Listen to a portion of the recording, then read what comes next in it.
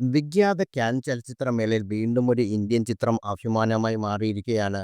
നീരജ് ഗൈവാൻ സംവിധാനം ചെയ്ത home bound എന്ന സിനിമ കാനിൽ പ്രീമിയറിന് ശേഷം നിറഞ്ഞ കയ്യടികൾ ഏറ്റുവാങ്ങിയിരിക്കുകയാണ്.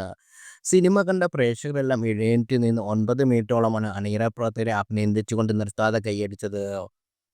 കാനിൽ സ്റ്റാൻഡിംഗ് ഓവേഷൻ ലഭിക്കുക എന്ന ഒരു സിനിമയ്ക്ക് ലഭിക്കുന്ന ഏറ്റവും വലിയ അംഗീകാരങ്ങളിൽ ഒന്നായി കണക്കാക്കപ്പെടുന്നു.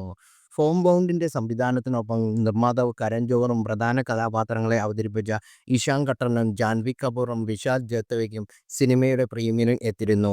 ഏവരും ആനന്ദ കണ്ണീരോടാണ് പ്രേക്ഷകരുടെ പ്രശംസ ഏറ്റുവാങ്ങിയത്. വികാരാധീനായി പരസ്പരം കെട്ടിപ്പിടിക്കുന്ന അണിയറ പ്രവർത്തകരുടെ വീഡിയോ പുറത്തു വന്നിട്ടുണ്ട്. കരൺ ജോഹറിന്റെ ധർമ്മ പ്രൊഡക്ഷനാണ് സോഷ്യൽ മീഡിയയുടെ വീഡിയോ പങ്കുവച്ചിരിക്കുന്നത്.